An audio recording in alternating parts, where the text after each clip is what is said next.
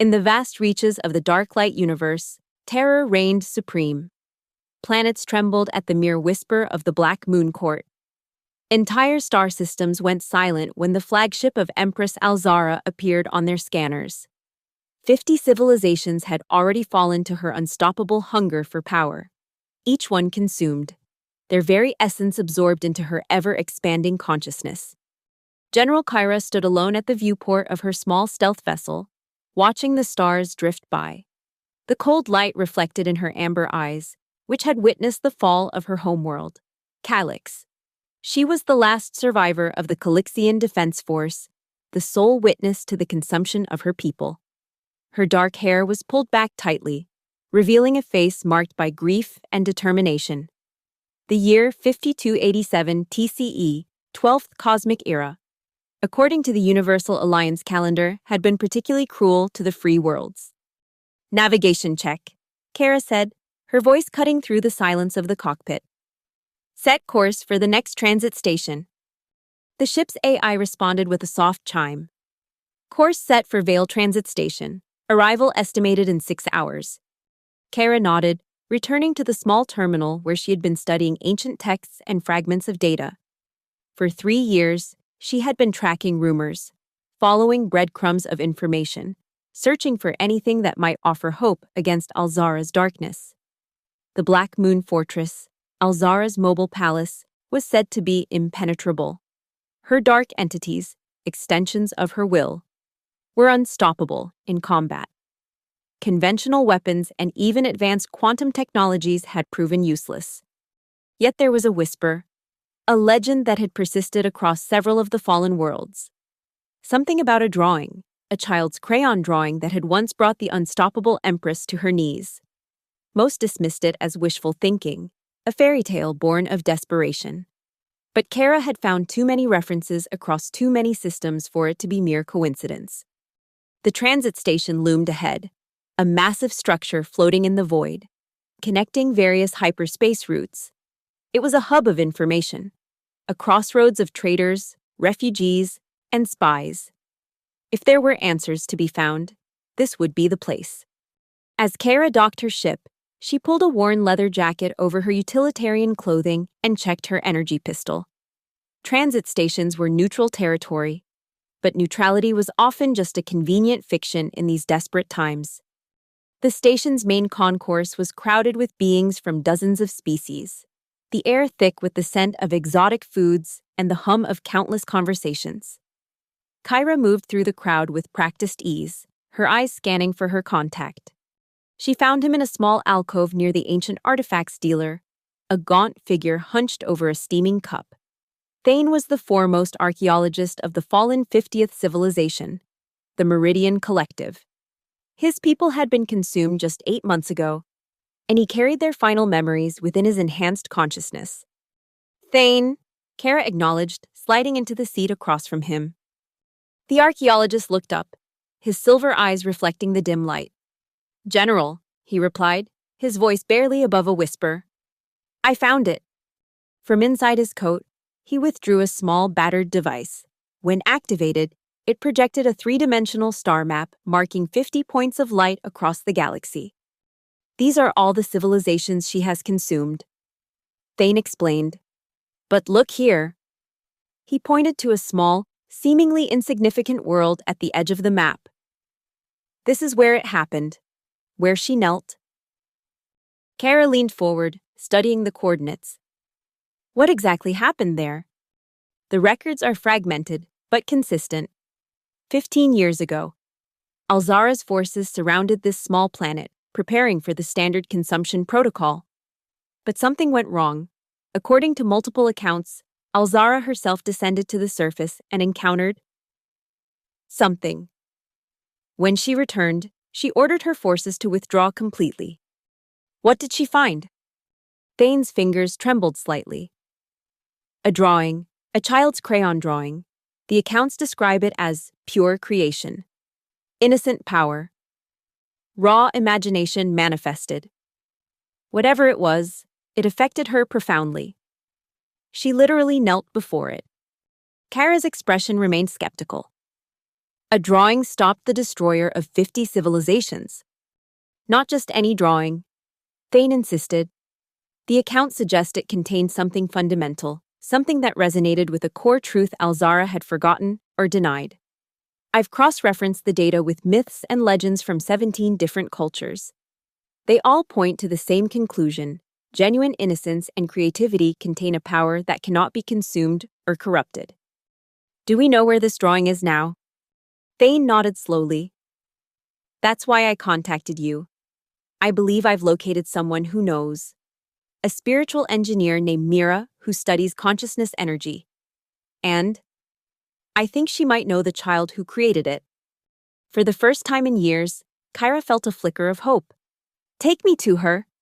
Mira's workshop was located in the lower levels of the transit station, away from the bustling commerce above. The space was filled with strange devices, swirling holograms of brain patterns, and containers of what appeared to be luminescent liquid thoughts.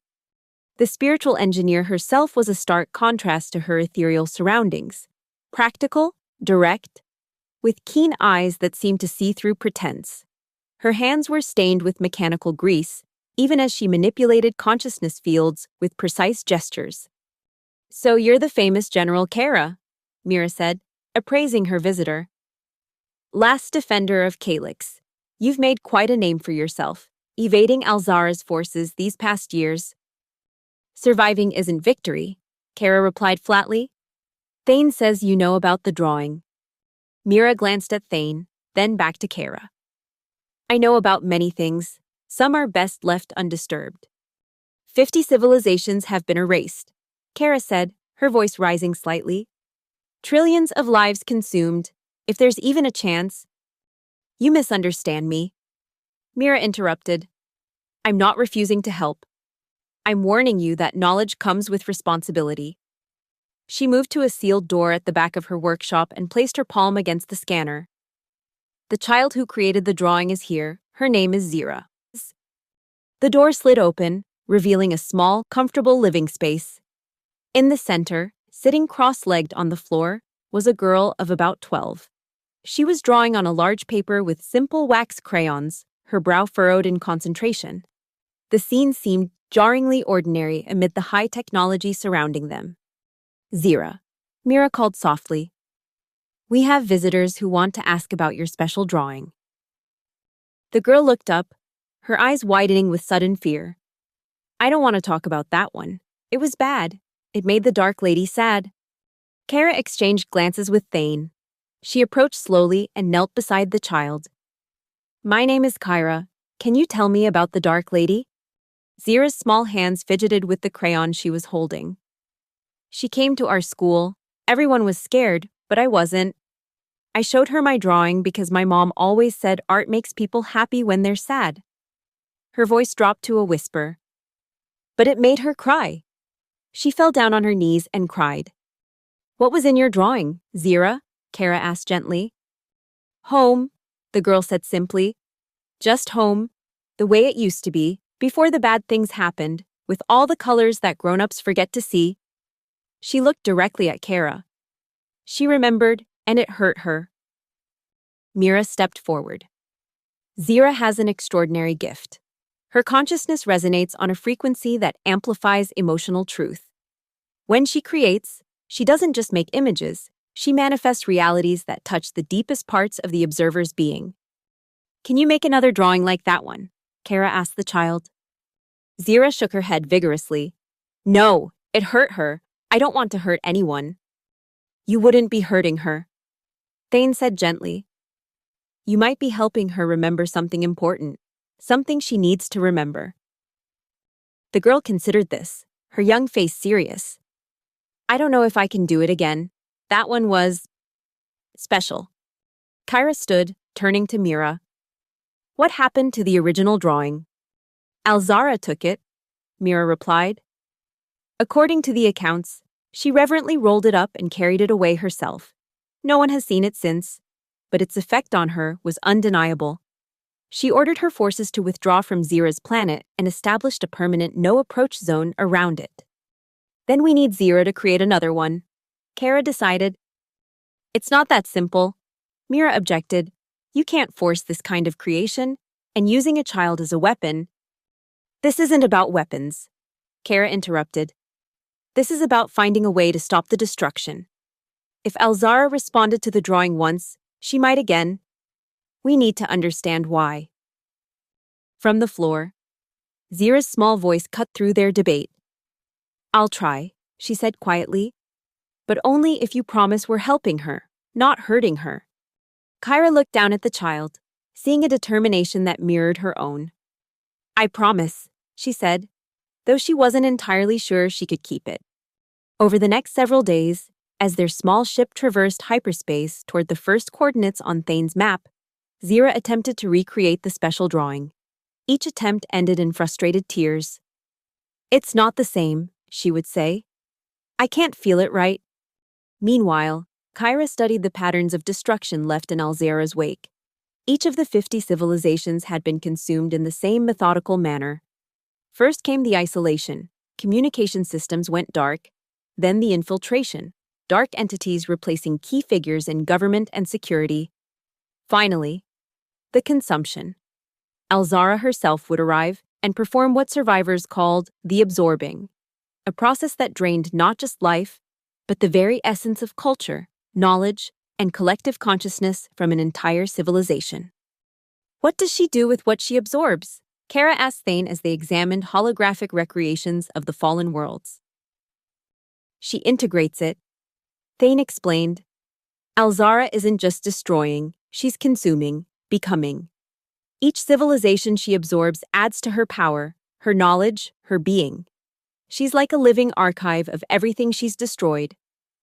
But why? Mira asked, joining their discussion. What drives someone to consume entire cultures? Fear, came a small voice from the doorway. Zira stood there, a fresh crayon drawing in her hands. She's afraid of being forgotten, of being nothing. The adults turned to look at the child, who seemed suddenly older than her years. I remembered something, Zira continued. When she saw my drawing, before she cried, she said a word. It sounded like Luminara. Does that mean anything? Thane's silver eyes widened. Luminara was the name of the first civilization to fall to Alzara, over 200 years ago. It was her own civilization. She consumed her own people, Kara asked, horrified. The records are unclear, Thane admitted. But if Zira is right about Alzara's fear, perhaps she wasn't always the consumer. Perhaps she was once consumed herself, in some way. And this is her response. Mira studied the drawing in Zira's hands. What have you created this time? Zira held it up. A simple landscape with a small house surrounded by swirling colors that seemed almost to move on the paper. It's not the special one, but it's getting closer. I can feel it. Their journey took them to the ruins of once great civilizations, each a hollow shell of its former glory. On the remains of Meridian Prime, Thane led them through empty crystal cities, their beauty preserved, but their purpose lost. It's as if she wanted to keep the shell but consume the soul. Mira observed, running her hand along a perfectly preserved wall that still hummed with forgotten technology. Look at these, Thane said, pointing to intricate carvings that lined a central plaza. These tell the story of Meridian's first contact with Alzara. They welcomed her as a scholar, an archaeologist interested in preserving their history. A perfect cover, Kara said bitterly. But look here, Thane insisted, indicating a sequence showing Alzara in discussion with Meridian elders. She's warning them. These glyphs translate as, beware the hunger that follows me. It's as if part of her was trying to save them from herself. As they explored more ruins, a pattern began to emerge. In each fallen civilization, there were signs of resistance, not just from the people, but from Alzara herself. Warnings given too late. Momentary hesitations in the consumption process. Brief periods where she seemed to fight against her own nature. She's at war with herself, Mira concluded as they gathered in their ship's common area after exploring the sixth ruin. There are two Alzaras, the consumer and something else. Something that remembers what it was like to be consumed. Zira sat quietly in the corner, drawing intensely, her small face serious with concentration. Periodically, she would discard a drawing with a frustrated sigh and begin again. "We're still missing something," Kara said, pacing the small space. "If Alzara is fighting herself, what triggered that conflict? And how does Zira's drawing fit in?" "Perhaps we're thinking about this backward," Thane suggested. "We've been assuming the drawing affected Alzara because of some innate power. But what if it affected her because of something specific it contained? Something that resonated with her personal history?" Mira turned to Zira. "Can you remember exactly what you drew in the special picture? The one that made the Dark Lady kneel?" Zira looked up, her eyes troubled. "It was home. My home. Before the bad storms came. With my parents and my little brother and our dog. And the big tree with the swing. And the colors in the sky that only come after rain. A family," Kyra murmured. "Safety. Belonging. Things Alzara might have lost when Luminara fell." Thane added, "If she was a victim before she became a destroyer." Their speculation was interrupted by a sudden alarm. The ship's systems flashed red, and the AI's voice came through with unusual urgency. "Proximity alert. Black Moon signature detected. Dark entities approaching." Kara rushed to the cockpit, the others close behind. Through the viewport, they could see the massive silhouette of Alzara's fortress ship, the Black Moon, its surface shifting like liquid darkness.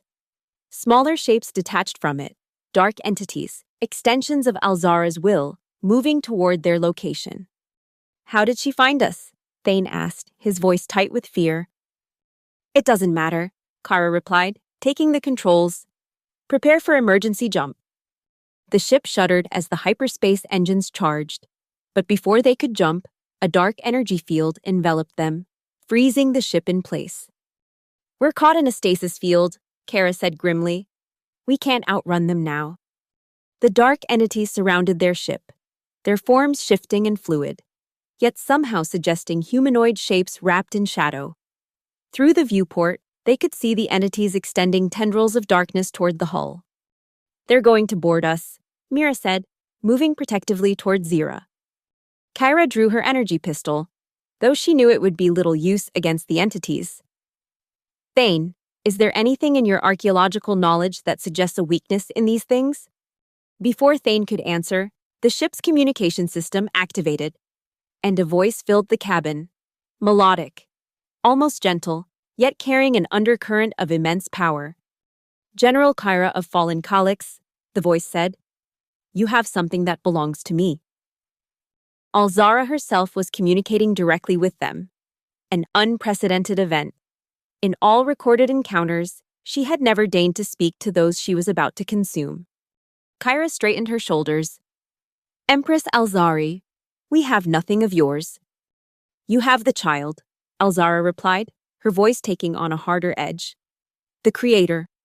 Surrender her, and the rest of you may continue your insignificant existences."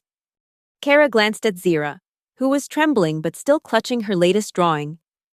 "The child is under my protection. She is not a possession to be surrendered." There was a pause, and when Alzara spoke again, there was a note of genuine curiosity in her voice. "Protection. An interesting concept from one who failed to protect her entire world. What makes you think you can protect anything from me?" Before Kyra could respond, Zira stepped forward, her small face set in determination despite her fear. "She doesn't have to protect me from you," the child said clearly. "Because you don't really want to hurt me. You want to see what I can make." Another pause. Longer this time. "Perceptive child," Alzara finally said. "Yes, I wish to see what you can create. The drawing you made for me. I have studied it for 15 years and still find new truths within it. Can you create such truth again?" Zira looked down at the drawing in her hands. "I've been trying, but it's not the same." "Then you will come aboard the Black Moon and try there," Alzara declared. "In my gallery, surrounded by the greatest creations of 50 civilizations. Perhaps inspiration will find you." "No," Kara protested. "Whatever you want from her, you can get it without taking her." "Can I?" Alzara's voice had an edge of amusement. You know so little of what I want, General. But I grow weary of this exchange. You will be brought aboard. Resistance would be unpleasant. The communication ended, and the ship shuddered as a tractor beam locked onto it, pulling it toward the massive fortress.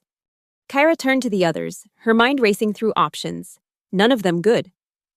We need a plan.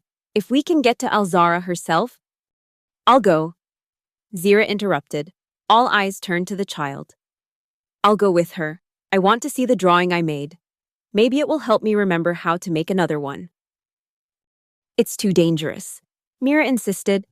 Alzara consumes civilizations. What would she do to a single child? She had the chance to harm Zira 15 years ago and didn't take it. Thane pointed out. Whatever effect the drawing had on her, it was powerful enough to spare an entire planet. Kara knelt before Zira, looking into her eyes. This isn't your responsibility. You're a child. We're supposed to protect you. Zira met her gaze steadily. Sometimes children can do things grown-ups can't. Like remember how the world looks when you're not afraid all the time. She held up her drawing. I'm getting closer. I can feel it. But I need to see the first one again. The decision was taken from them as the ship was swallowed by one of the Black Moon's massive hangar bays.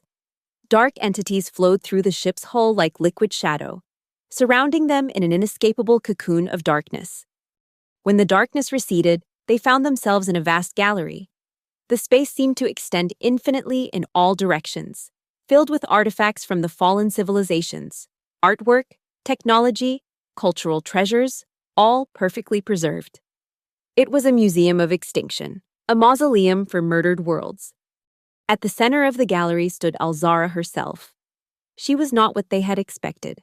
Rather than the monstrous figure of legend, she appeared as a tall, elegant woman with skin like burnished copper and eyes that shifted color with her thoughts. Her only inhuman feature was her hair, which moved like living shadow, occasionally forming shapes that suggested hands or faces before dissolving back into darkness. Welcome to my archive, Alzara said, her real voice even more mesmerizing than it had been through the communication system. Few are privileged to see it with living eyes. Kara stepped protectively in front of Zira. We're not interested in your trophies. Alzara's gaze flicked dismissively over Kara before settling on Zira. You've grown, she said to the child. But your eyes are the same, still seeing what others miss. Zira stared back, seemingly less afraid now that she was face to face with the destroyer of worlds. Where is my drawing? She asked simply. A smile touched Alzara's perfect lips. Direct. Good. It is here. She gestured, and a section of the floor opened. From below rose a pedestal. And on it, protected by a field of energy, was a simple piece of paper covered in crayon marks. Zira moved forward before anyone could stop her, approaching the pedestal. Alzara made no move to prevent her, watching with an intensity that was almost hunger. The drawing was exactly as Zira had described, a simple home, a family, a tree with a swing, colors in the sky. But seeing it now, the adults could perceive something extraordinary about it. The colors seemed to pulse with life, the simple lines somehow conveying more emotion than the most sophisticated artwork surrounding them. Do you remember making it?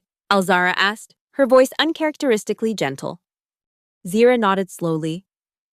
I was thinking about how much I loved them, how safe I felt, how the colors made everything better, even when things were hard. She looked up at Alzara. Why did it make you sad? The question hung in the air, direct and devastating in its simplicity. For a moment, Alzara's perfect composure wavered, and something ancient and wounded flickered in her ever-changing eyes. Because I had forgotten, she finally said. I had forgotten that such simple joy could exist, that such completeness was possible. You had a family once, Thane said, his archaeologist's mind making connections. Before Luminera fell, before you became this. Alzara's gaze snapped to him, suddenly dangerous. Be careful, memory keeper. Some histories are not yours to interpret. But they are histories. Kara pressed, sensing a vulnerability. You were something before you were the consumer. Something was taken from you. Enough! Alzara's voice reverberated through the gallery, her hair writhing like agitated snakes. Dark energy crackled around her form. You know nothing of what was taken, of what I have become to survive that loss. Zyra, still standing by her drawing, spoke softly. You're still sad. Even with all these beautiful things, you're still sad inside. The dark energy around Alzara flickered and dimmed. Her gaze returned to the child, and something like wonder crossed her face. How can you see it? Generations of the most powerful empathic species could not perceive what you see with a glance. Because I'm still little, Zyra said simply. Grown-ups try to hide their feelings. Kids can still see them. Mira stepped forward cautiously. Empress. I am a spiritual engineer. I study consciousness energy. The child has an extraordinary gift for perceiving and manifesting emotional truth. But surely you, with all your accumulated knowledge, already know this. Knowledge is not understanding, Alzara replied, her voice distant. I have absorbed the collective wisdom of 50 civilizations, yet this child's simple drawing contains a truth that eludes me. She turned to Kyra. Your mission to find a weapon against me has brought you to the one thing I cannot defend against. Ironic. We didn't come for a weapon, Kara said, though it wasn't entirely true. We came to understand why you spared Zyra's world when you've consumed so many others. Alzara moved to stand before her own reflection in a polished black wall. Do you know what it is to be the last? The final memory of a world? I was a child when the Void fleets came to Luminara. They did not destroy, they absorbed, consumed, integrated. They took our knowledge, our art, our essence. They left our bodies and our buildings intact, but empty. Husks. Her reflection seemed to shift, showing a younger version of herself. I alone retained my selfhood, an accident of quantum entanglement during the absorption process. I became a paradox, both absorbed and remaining.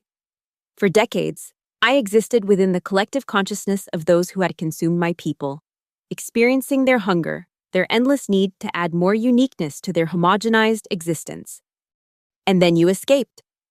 Thane guessed. And became the very thing that had consumed your world. I became greater than they ever were, Alzara corrected, her voice hard. More precise, more appreciative of what I consume. I preserve the beauty they would have discarded. I honor what they would have forgotten. By destroying it, Kara challenged. By becoming it, Alzara insisted. Everything you see here lives within me.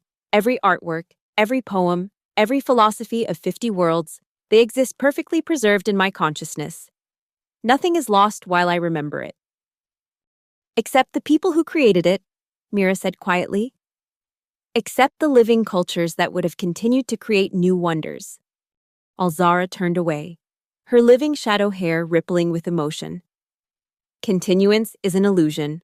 All civilizations fall eventually. I merely curate their finest moments before decay can claim them. Throughout this exchange, Zyra had been studying her original drawing intensely. Now she looked up. You're lying, she said, with a child's devastating directness. You don't do it to save things. You do it because you're scared of being the only one left. You make everyone like you, so you won't be alone. The gallery fell silent. Alzara stood perfectly still, her back to them. When she finally spoke, her voice had lost its melodic quality, becoming almost human in its pain. Perceptive child, she whispered. Too perceptive by far. Zyra walked around the pedestal to stand before Alzara. With the fearlessness of youth, she reached out and took the Empress's hand. It's okay to be scared, but hurting people doesn't make the scared go away. Alzara looked down at their joined hands, the small, warm fingers of the child clasping the perfect, immortal hand of the destroyer. What does? She asked. And in that moment, she sounded like nothing more than a lost soul seeking guidance. Remembering the good things, Zyra said. Making new good things. Sharing them with people instead of taking them away. She tugged gently on Alzara's hand. I want to make a new drawing. Will you help me? The request was so unexpected, so innocent, that Alzara actually laughed, a sound that none of her victims had ever heard. You want the destroyer of worlds to help you with a crayon drawing? Zira nodded seriously. You remember things nobody else does. Beautiful things from all the worlds. You could help me draw them right. Kyra. Thane. And Mira watched in astonishment as the most feared being in the galaxy allowed herself to be led by a child to a small table that materialized at Alzara's unspoken command. Crayons and paper appeared, and the two sat down together. What shall we create? Alzara asked, her voice uncertain, as if she had forgotten how to engage in something so simple. Something that helps you remember the good parts without being sad, Zira said, already selecting colors. As they began to draw together, an extraordinary transformation took place. The oppressive atmosphere of the gallery lightened. The dark entities that had been hovering at the periphery became less substantial, more translucent. Alzara herself seemed to soften, the living darkness of her hair calming into more natural movement. Kara moved closer to Mira and whispered, What's happening? Consciousness resonance, Mira replied quietly.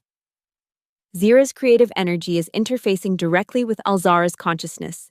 It's healing her, in a way, reminding the human part of her how to exist without consuming. For hours, they watched as Empress and child drew together. Sometimes Alzara would describe a landscape from a fallen world, and Zira would attempt to capture it with her simple crayons.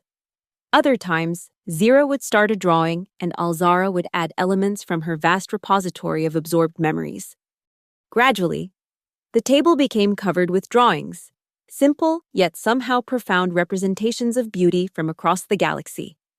And with each completed image, Alzara seemed to grow more present, more connected, less consumed by her own consuming nature. Finally, Zira held up one particular drawing. It showed a vast, swirling cosmos, with small points of light representing worlds. But unlike the real galaxy, where Alzara's consumption had left dark voids, this imagined universe was whole, interconnected, every light reinforcing the others. This is how it could be, Zira said simply, if you helped worlds instead of taking them away. Alzara stared at the drawing for a long moment. Then, in a movement that sent shockwaves through the witnesses, she slowly, deliberately knelt before the child, not collapsing in emotional response as she had 15 years ago, but in a conscious act of humility. For 2 centuries, she said, her voice barely above a whisper, I have been becoming, adding civilizations to myself, trying to preserve what was lost. But with each absorption, I lost more of what made me. Me. She looked up at Zira. Until a child showed me what I had forgotten. She rose and turned to face Kara, Thane, and Mira. The absorbing can be reversed, she declared. What has been consumed can be released, though it will never be exactly as it was. You would restore 50 civilizations, Thane asked incredulously. I would give them the chance to rebuild, Alzara corrected. To remember who they were and decide who they will become. She looked at her own hands, as if seeing them anew. And I will remember who I was before the consumption, a preserver, not a destroyer. Kara stepped forward, still wary. Why should we believe you? This could be another deception. Alzara smiled faintly. Skepticism is wise, general, but observe. She raised her hands, and the entirety of the Black Moon Fortress began to transform.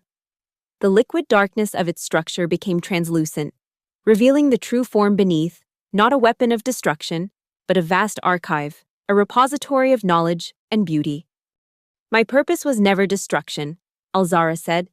It was preservation, but in my fear and isolation, I preserved by consuming, by controlling. Now I see another way.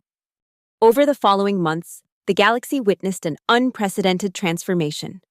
The Black Moon Court, once harbinger of doom, became the center of a massive restoration effort. One by one, the consumed civilizations were given back their essence, their collective consciousness, their cultural memory. As Alzara had warned, they were not exactly as they had been. 2 centuries of existence within her consciousness had changed them, interconnected them in ways that could not be undone. But they emerged with a new appreciation for their own uniqueness and a profound understanding of their connection to all other life. Kyra, once dedicated to vengeance, found herself working alongside Alzara to rebuild what had been lost. Her military expertise proved invaluable in coordinating the massive restoration efforts across the galaxy. Thane, last memory keeper of the Meridian Collective, wept openly when his people were restored. Though changed, they recognized him, honored him for preserving their memory during their absence. Mira established a new school of spiritual engineering, studying the unique consciousness resonance that had made Zira's intervention possible. Her research laid the foundation for new technologies that strengthened the connections between disparate species and cultures. And Zira, the child whose crayon drawing had changed the course of galactic history, became the symbol of a new era. Her simple art, displayed alongside the greatest masterpieces of 50 civilizations in Alzara's transformed archive, reminded all who saw it of the power of innocence and the possibility of redemption. On the 5th anniversary of the Great Restoration, a ceremony was held on the transformed Black Moon, now known as the Luminary Archive. Representatives from all 51 restored civilizations gathered to commemorate their rebirth. Alzara, no longer Empress but Archivist, stood before them. The living shadow of her hair had calmed into a gentle aura that shifted with her emotions. Beside her stood Zira, now 17. Her childish creativity matured but not diminished. 5 years ago, Alzara addressed the gathering. I knelt before a child's drawing and remembered what it meant to create rather than consume, to preserve rather than possess, to connect rather than control. She gestured to the gallery around them, where art and knowledge from across the galaxy were displayed side by side. This archive now serves its true purpose, not as a mausoleum for dead worlds, but as a bridge between living ones. Kyra, standing among the representatives of restored Calyx, watched with complex emotions. The scars of what had been lost would never fully heal. But from those scars had grown something new, a galactic community more interconnected and resilient than before. As the ceremony concluded, Alzara unveiled a new addition to the central hall of the archive. It was a simple pedestal, and on it, protected by a field of gentle energy, were 2 crayon drawings side by side. The first was Zira's original drawing of home, the one that had first pierced Alzara's consuming darkness 15 years ago. The second was the cosmic drawing they had created together, showing a galaxy of interconnected lights. From the simplest truths come the most profound changes, Alzara said. A child reminded me of what 50 civilizations could not, that true preservation comes not from consuming and controlling, but from nurturing and connecting. Zira stepped forward and placed a new drawing on the pedestal beside the others. This one showed Alzara kneeling before the original drawing, but with a subtle difference. Around both figures was a gentle glow, connecting them rather than separating them.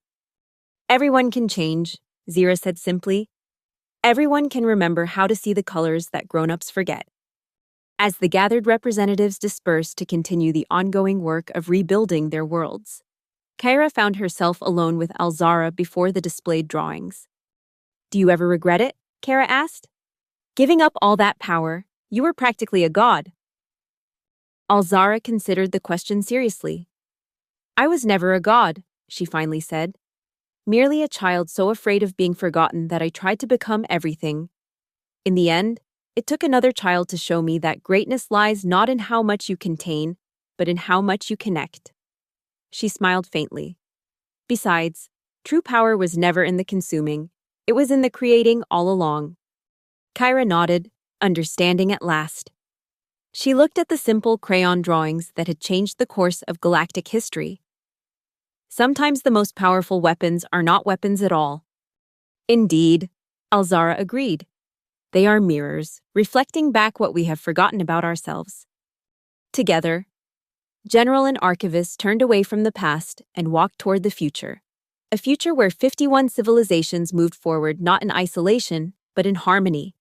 Their uniqueness preserved not through consumption, but through connection. Their legacy secured not in the darkness of fear, but in the light of shared creation. And somewhere in that bright future, a child continued to draw, reminding the universe of the colors that grown-ups too often forget to see.